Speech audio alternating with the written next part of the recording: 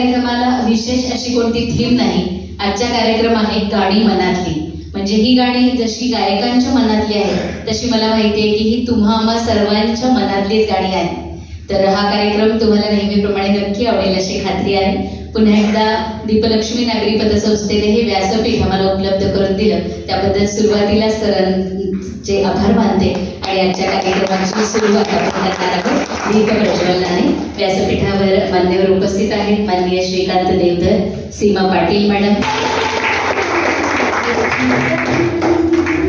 सुंदर आहे हे जीवन.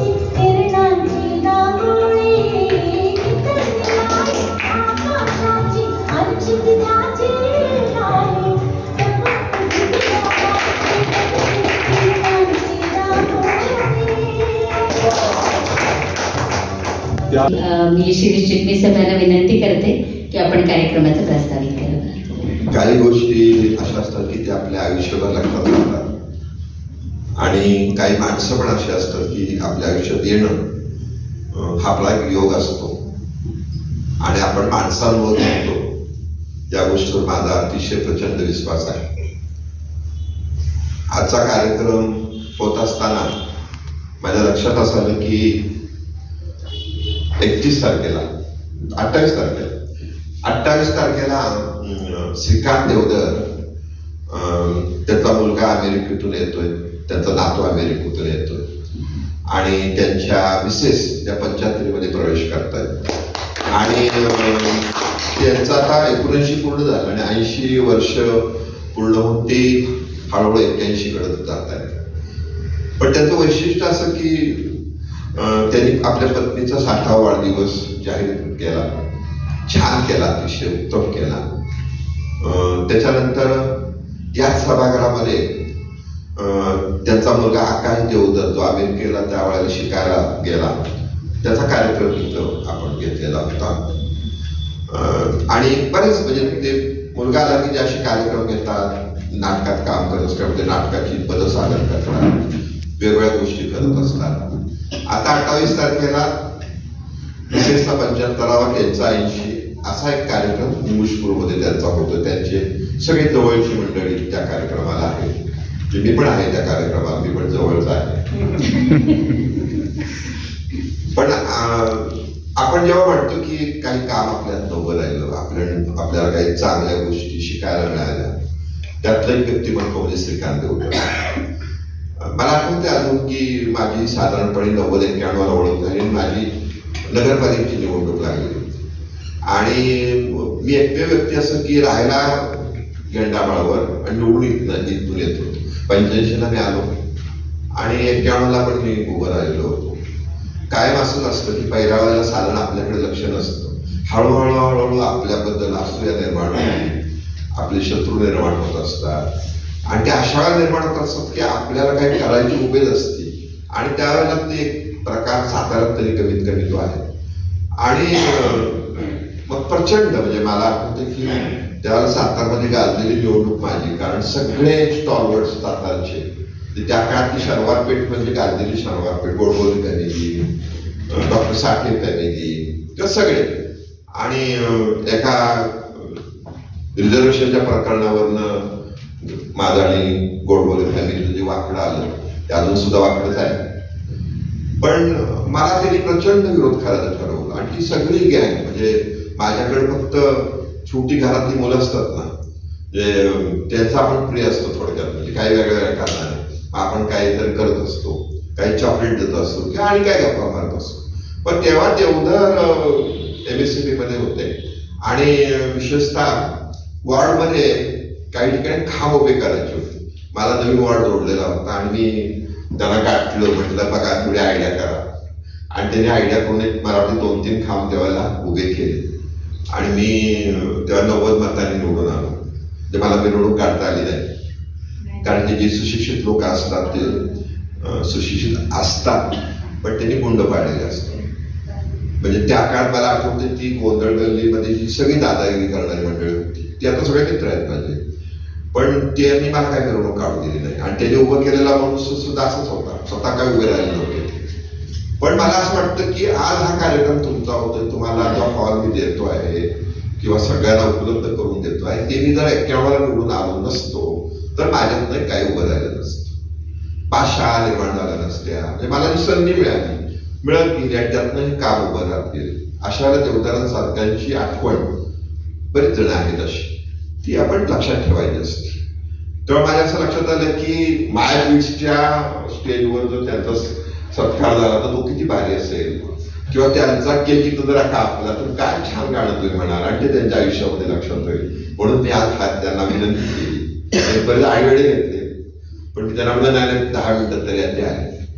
हा विषय माझ्यापुरता झाला. पण मला अजून सुद्धा किल्लारीचा जो भूकंप झाला ती रात्र अजून आठवते. त्याकडे भूकंप झालेला कळला, पण मला वाटतं भूकंपाची टायमिंग असेल. राजवाड्यापासून गणपतीची मिरवणूक निघालेली होती, प्रचंड रात्री, साधारण 11-11:30 वाजले होते आणि अचानक वरची MSCBच मोठी जी लाईन असते ती वायर तुटली खाली कोसळली. राजवाड्यापासून एक जाडा माणूस, पोट सुटलेला माणूस इतक्या स्पीडने पळत तिथं आला, इतक्या स्पीडने मला ती अजून सुद्धा अंगावर काटा माझ्याकडे. आणि त्याने इन फ्रॅक्शन ऑफ सेकंड मध्ये माणसं बाजूला केली. म्हणजे फार मोठी दुर्घटना टळली. आणि तो माणूस होता म्हणजे श्रीकांत देवधर. काय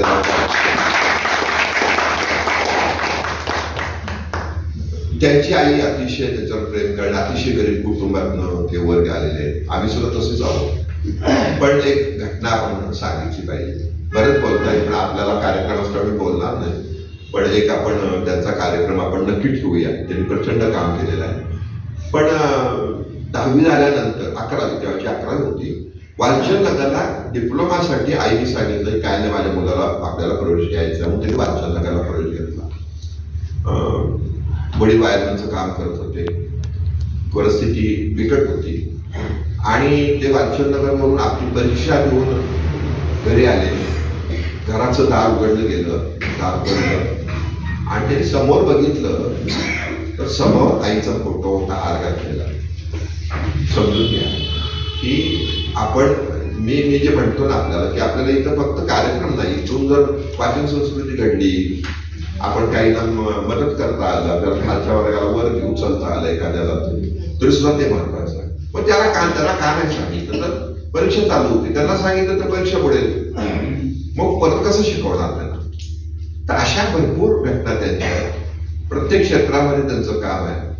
आणि म्हणजे आता 99 संमेलन होतं, पण 66व्या संमेलनामध्ये मला तेवढं का नसतं, पण एक चांगल्या प्रकारची आयडिया आहे लोकांना कसं बरोबर द्यावं. त्यांच्याकडे MSCBचं काम दिलं होतं साहित्य संमेलनाचं, आणि मला आठवते की 1 सेकंद सुद्धा स्लाईड काही गेली नाही. उदाहरणार्थ ते 2 ठिकाणं आणून पुढे 3 ठिकाणं त्यांचं वेगवेगळ्या पद्धतीचं काम आहे. संस्कृत एक आहे, विशेषतः नाटकामध्ये आहे. त्याच्याकडे MSCBची नाटकं संपूर्ण देशभर गाजली.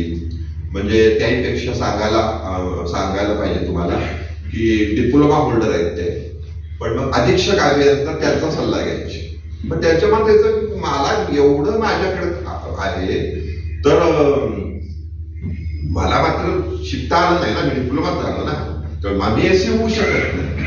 म्हणून तिने आपल्या मुलाला पुण्याला कॉलेजमध्ये रँकिंग होत असताना त्याला तिथनं आणलं, आपल्या बरोबर ठेवलं, नाटकात काम करायला लावलं. हळूहळू त्याच्यामध्ये त्याचा जो सगळा कॉन्फिडन्स गेलेला होता तो सगळा बदल केला आणि त्याला MS साठी त्याने अमेरिकेला पाठवलं. तर त्यातली एकच घटना सांगेन की तुम्हाला माहिती आहे की अमेरिकेमध्ये जर किंवा कुठेतरी जायचं असेल तर बँक बॅलन्स दाखवायला पाणी दे तुम्हाला बँक बॅलन्स जोडावा लागतो. त्याच्याकडे बँक बॅलन्स कुठला ते म्हणजे काय करायचं म्हणून मी आयडिया करू शकतो. आमच्या लाईटचं काम करायला गेले होते, काम झालं आणि ती व्यक्ती म्हणजे आज आता नाही पैसे देत, तुला उद्या काय पाठवून देतो म्हणले. काय म्हणतो आता पैसे नाहीत खिशात. हा माणूस पुण्यापासून फिल्टर पर्यंत चालत गेला दुसऱ्या कामासाठी, आणि ते चालत असताना एका मध्ये वाटेमध्ये एक कोणीतरी भेटलं, ते पुढे गेले, पुन्हा मागे आले आणि त्यांना घरी नेलं, जेवायला वाढलं बिडलं सगळं झालं. तर मला असं वाटतं की परिस्थिती शत्रू नाही माणसाच्या जीवात. त्याच्यामुळे मला आठवलं बरं का, आता परवा मी पुण्यामध्ये गेलो आणि माझा रात्री 12 पेट्रोल संपला अचानक. आता मी ढकलत नाही की गाडी काय करायचं, तेवढा तो माणूस वळून आला, मला म्हणत थांबा तुम्हाला पाय लावतो व्यवस्थित गाडीला, आणि त्यामध्ये मला दारापर्यंत सोडलं. तर की काय असं ते असं ते आपण तेव्हा मानत नाही, काय असेल तसं काहीतरी आहे, मला माहित नाही, काहीतरी तुम्हाला ती परत मिळत असते. तर अशा व्यक्तीचा मायबिट्स बरोबर मला सत्कार करायची संधी मिळते आणि त्यांना केक कापायला आपण लावणार होतो इथं. ते केक कापतील, सत्कार करून 1-2 मिनिटं बोलतील आणि आपला कार्यक्रम चालू. मी माननीय जगदीश यांना विनंती करतो की केकचं त्याचं प्रचंड आहे. अमरनाथ यात्रा म्हणजे ते आपल्याकडून नाही केलं, ते आता काय ते सांगायला 1 तास लागला, पण वेगळा कार्यक्रम त्याचा, कारण आपल्याच गाड्याचा कार्यक्रम आहे. पण त्यांचा मला असं वाटलं की सत्कार करता यावा आणि योग चांगला, ते पण हो म्हटले. म्हणून मी खरं मुंबईला जाणार होतो, पण त्यांच्याकडे थांबलो, कारण मला पण घरगुती माझ्या नातवाची मुंज आहे आणि ते आमच्या सिकेपी ब्राह्मण सारस्वत समाजात मुंज म्हणजे एक प्रकारचं लग्नच असतं. इकडचं कडंगणे तिकडचं कडंगणे, त्यांचं हे त्यांचं ते म्हणजे ते आता त्या चक्रात आहे मी सध्या. पण त्या चक्रात सुद्धा देवदारांचा या ठिकाणी मायबिट्सच्या मध्ये म्हणजे मायबिट्स बरोबर सत्कार होतोय, ही आनंदाची बाब आहे. त्याला विनंती करतो. बरं ठीक आहे, या ठिकाणी आधी सत्कार होत आहे. बरं तुम्हाला काय तर देवधर काकांबद्दल तर सगळी माहिती आपल्याला आहे सातारकर म्हणून, परंतु त्यांच्याकडे आतल्या गोष्टी आज आम्हाला तर प्रतिकूल परिस्थितीतून वाटचाल केलेली आहे आणि अनेकांना अवघड श्रीकांत देवधर यांचा विशेष सत्कार या ठिकाणी केला जातोय. ते 80 वर्ष पूर्ण करून 81व्या वर्षात थोड्या दिवसातच पदार्पण करणार आहेत. तर त्यासाठी त्यांचा हा विशेष सन्मान.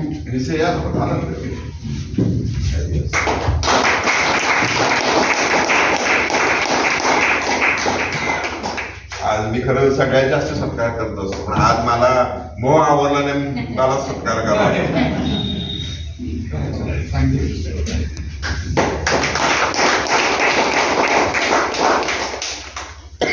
एकदा नीट वाचला मी मला यांनी बोलवलं एका गाण्याच्या कार्यक्रमाचं दीप प्रज्वलन करायला, आणि इथं माझा सत्कार समारंभ चालू झाल्यानंतर मला शंका आली की कार्यक्रम नक्की कुठला आहे, म्हणून पहिल्यांदा बोर्ड वाचायचा फोन आला.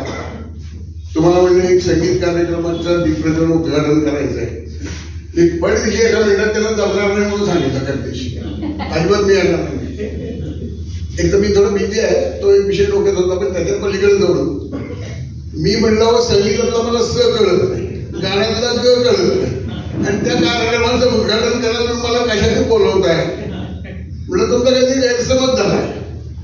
माझी बायको म्हणलं ती हे आहे संगीत विशारद आहे, पण ती बायको आहे, मी नाही म्हणलं.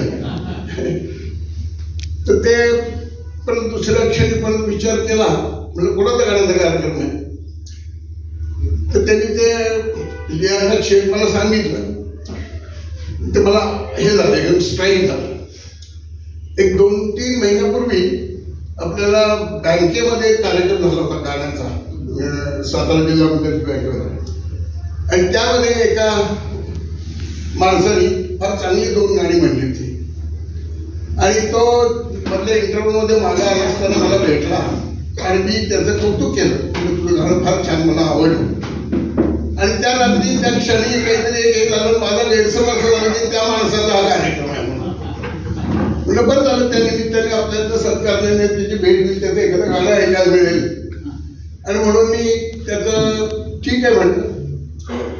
माझ्या व्यस्त कामात वेळ करून आलो मी इथं आणि थांबलो, आणि तो माणूस कुठे जाऊन मी बरोबर हुडकत होते इकडं तिकडं. ते मग याने विचारलं, म्हणलं ते शेख कुठे आहेत? ते म्हणजे ते काय समोर बसले म्हणजे यांच्याकडे बोलतो हे दुसरेच कोणतरी आहे. पण असू दे, शेवटी कलाकार आहे ना, तो आपल्याला भेटतो हे काही कमी आहे का? तर त्यांच्याशी बोललो म्हटलं, मग ते म्हणजे ते शेख नव्हता, तो शिकलगार होता, म्हणजे डॉक्टर शिकलगार. ठीक आहे म्हणलं, असू दे, चांगली गोष्ट आहे, तुम्ही गाताय, तुमचंही गाणं मी तर नक्की ऐकेल माझ्या ह्याच्यामध्ये. संगीताबद्दल प्रेम नाही, आवड नाही असं जगात एकच माणूस, तो म्हणजे औरंगजेब. त्याला संगीताबद्दल काही एवढी हे नव्हती. आजकाल ती म्हण पडली आपल्याकडे, एखाद्या जर गाण्याबद्दल काही कळत नसलं तर आपण काय म्हणतो, काय औरंगजेब असतं, काय म्हणतो औरंगजेब अवलंबून असतं असं म्हणतो. संगीताबद्दल माणसाला मूलतः एक लहानपणापासून आपण घरामध्ये बारीक सारीक श्लोक आणि आपण हे जरी शिकत असलो तर त्याला एक लय असती, गियता असते, त्यामुळे आपल्यामध्ये संगीताचा एक आपोआप रिदम तयार होत असतो.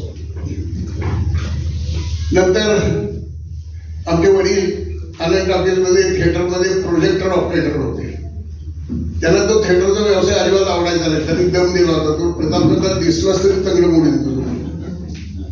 पण ते जेव्हा घरी यायचे तेवढ्या तासात पळत होतो आणि हळूच तिथे सिनेमा बघायचो ना, ते नंतरही थोडं मला शिकायचं होतं. मग त्या काळामध्ये जी जुनी गाणी होती ती आपोआपच तुम्हाला ऐकली की त्याचा मोह पडायचा आणि मग संगीताचा पुढं हे. पहिल्यांदा सुभाषचंद्र कुलकर्णी, महेश कुमार असे मोठमोठ्या लोकांचे वेगवेगळे ऑर्केस्ट्रा सुरू झाले, गाण्यांच्या स्पर्धा सुरू झाल्या, स्पर्धा गाणे ऐकायला मिळायला लागले. त्याच्याबद्दलचं एक आकर्षण निर्माण झालं. आणि मध्यंतरी माझ्या नोकरीमध्ये मी 12 वर्ष पुण्यात होतो. आता पुणे तिथे काय म्हणे, संगीत होतं, नाटक होतं, साहित्य होतं, सर्व गोष्टी सहजपणे उपलब्ध होत्या. त्यामुळे खूप गाण्यांचे, कवितांचे कार्यक्रम ऐकले, बघत राहिलो.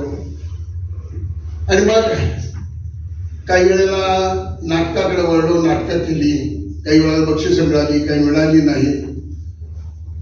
पण त्यात एक गोष्ट लक्षात आली की कला क्षेत्र हे असं आहे की ते स्वांत सुख आहे. क्षणभर आपण स्पर्धेमध्ये गाणं गातो, बक्षीस मिळतं, कधी मिळत नाही.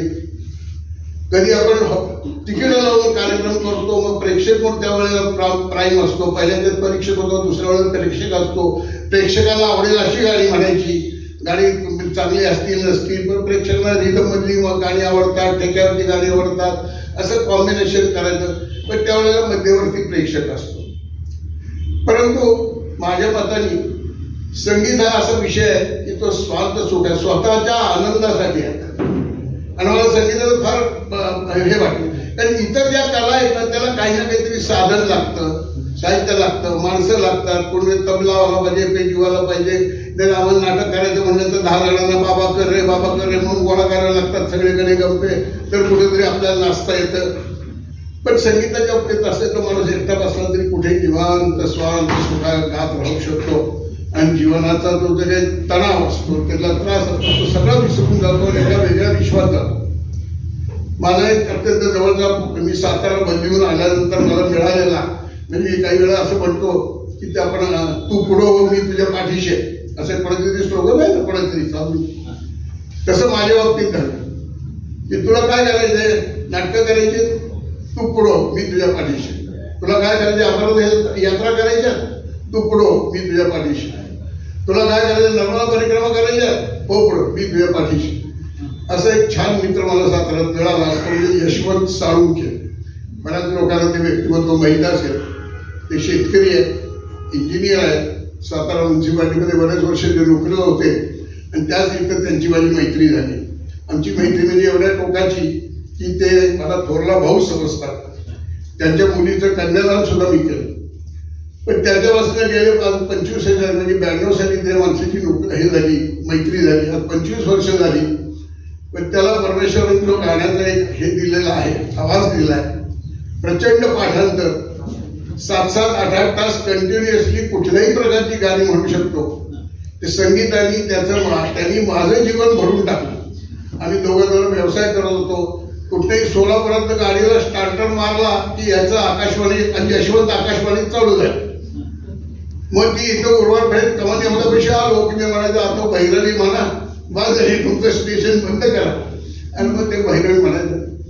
सांगण्याचा मुद्दा असा आहे की संगीत हे माणसाच्या जीवनाला मिळालेलं एक फार मोठं वरदान आहे.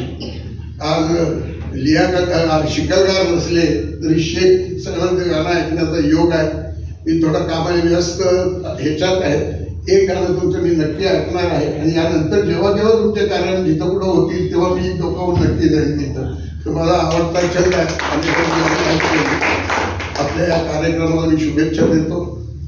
चिटणीस साहेबांच्याबद्दल काय बोलावं तेवढं थोडंच आहे. त्यांनी मला बरोबर पेचात पकडून इथं आणलं. धन्यवाद. आजच पुण्यात एक आमचा चॅनल आहे मुलखा वेगळी अनोळखी माणसं. त्याच्यामध्ये 1 तासाची माझी मुलाखत आजच व्हायरल झालेली आहे. आपल्याला ऐकायला मिळेल. त्याच्यामध्ये यांनी जे माझे काय बरेच अवगुण सांगितले ते त्यांनी गुण म्हणून त्याच्यामध्ये होता. पुन्हा एकदा चिटणीस साहेबांचं आपल्या सगळ्या गायक कलावंतांचं आणि त्याहीपेक्षा जास्त महत्त्वाचं म्हणजे आपली गाणी ऐकण्यासाठी आलेल्या सुंदर अशा या प्रेक्षकांचं सगळ्यांचं मी अभिनंदन करतो, कौतुक करतो आणि शुभेच्छा देतो. आणि एक गाणं ऐकल्यानंतर आता मी आपली रजा केली. त्यांना वाढदिवसाच्या शुभेच्छा देतो.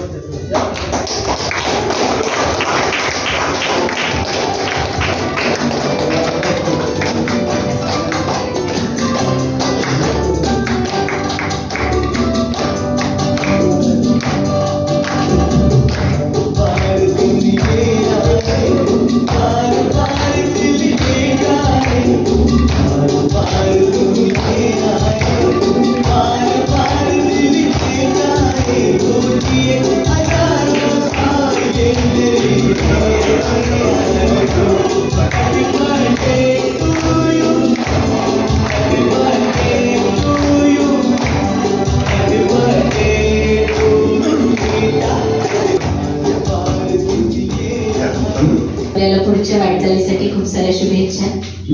चिटणीस साहेब मंचावरील मान्यवर काम केलं दीर्घकाळ त्यांनी एकत्र काम केलं.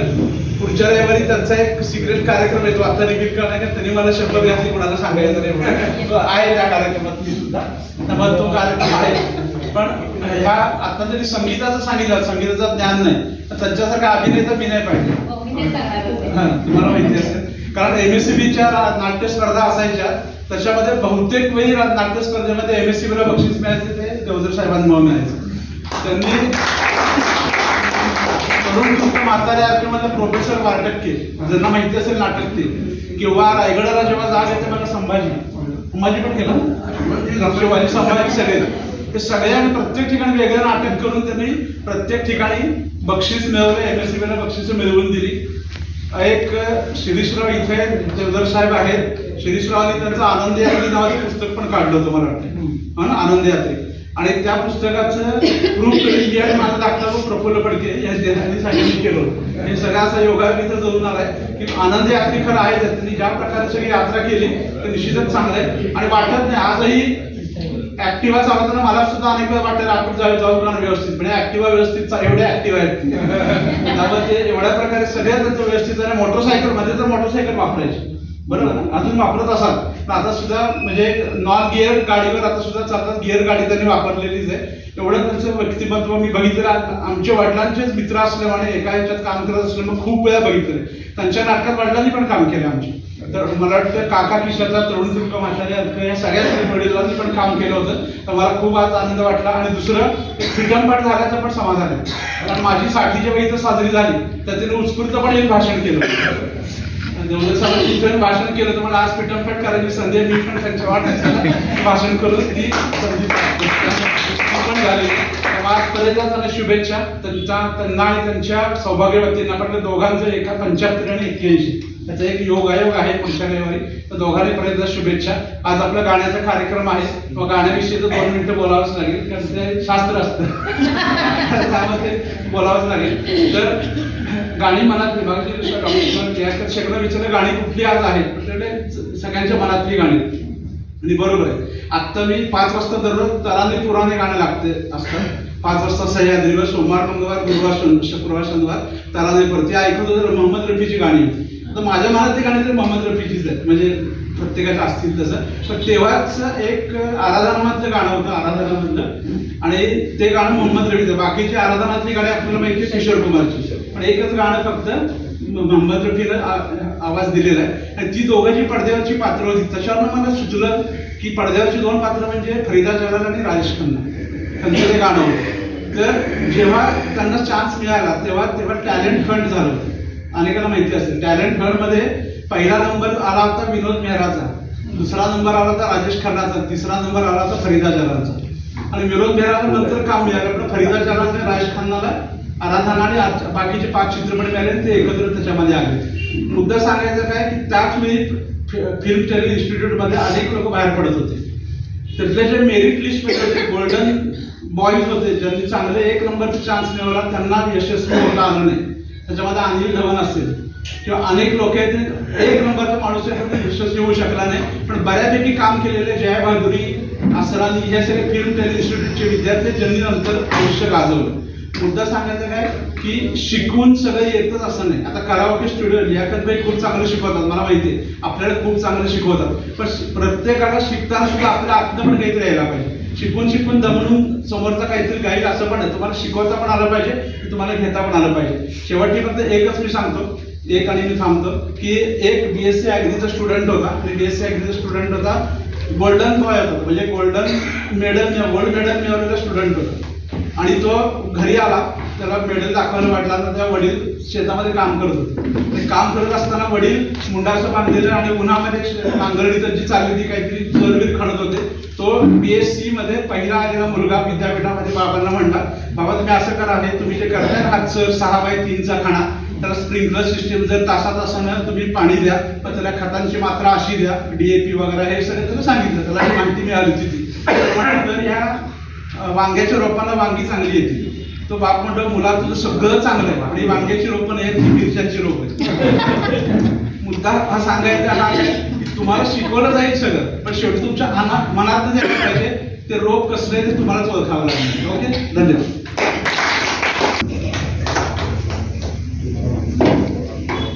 गझलचा एक मला आणि दुसरा बालसुब्रमण्यमवर त्यांनी गाणी निवडली होती. मी एवढंच सांगितलं की आता ह्या हॉलमध्ये साधारण महिन्यात 2 तरी चित्र प्रदर्शन होतात. मध्यंतरी स्मिता कोरबे झालं, शिल्पा चिटणीसच झालं. तुमच्यासह कोणी जरी चित्र काढणारी मंडळी असतील, फ्रेम्स केलेले असतील किंवा फ्रेम करून सुद्धा आम्ही देऊ, काय कारण नाही. परंतु माझा लेख आहे मुद्दा वाचा, तुम्हाला माहिती आहे की नाही माहिती, अमोल पालेकर हे तुम्हाला काय म्हणून माहिती आहे, कलाकार म्हणून माहिती आहे, चित्रकार म्हणून माहिती आहे का? चित्रकार म्हणून माहित नाही कुणाला सुद्धा. आणि त्यांनी चित्र काढली मध्यंतरी आणि त्याचं विक्री झाली, 1 कोटी रुपये आले. ते त्यांनी सामाजिक संस्थांना दिले, कुठेही चर्चा नाही. आणि 1967 साली त्यांचं 2 कल्पनेची चित्र निवडली होती. त्या काळात त्यांना 1 लाख रुपये मिळाले. तर आपल्याला ह्या गोष्टी माहीत नसतात. मी तेवढंच रविवारी ऐकली मुलाखतीमध्ये, त्याच्यावर त्यांनी मुद्दा म्हणजे ते सातारला येणार तुम्हाला कळायचं आणि माझ्याकडे करावं तुम्हाला चित्रकार. त्याचा अर्थ असा होतो की चित्रकार विशेषतः ज्याला संगीत आहे ना, तर चित्राकडे वळावंच, कारण त्याला बरंच काही मिळतं त्यात. त्यामुळे तुम्ही सुद्धा कोणी तुम्ही चित्र काढणारे असाल तर तुम्ही ते विकसित करा. आणि तुम्हाला हा हॉल तुमच्या चित्राच्या प्रदर्शनाला काय मोफत उपलब्ध आहे. साधारण 8 वर्षांची गॅलरी अजून छान तयार होते बाजूला. त्यामुळे चित्र म्हणजे रामदास फुटाणे असा कार्यक्रम करतात. एका बाजूनी सुरण चालू असतं, म्हणजे मूर्तीकरण चालू असतं, एका बाजूने चित्र चालू असतं, एका बाजूने गाणी चालू असतं. असा कार्यक्रम आम्ही ग्रंथमहोत्सव पण केला होता. त्याचे बरेच कार्यक्रम असे झालेले आहेत. तर तुम्ही सुद्धा मुद्दाम तुम्हाला त्यांना विनंती केली बोलते ना की असा कार्यक्रम होऊ दे, मग तुमची चित्र तुम्ही घेऊन जावा, तर तुमची चित्र आम्हाला बघायला मिळावी अशी अपेक्षा व्यक्त करतो. धन्यवाद. आणि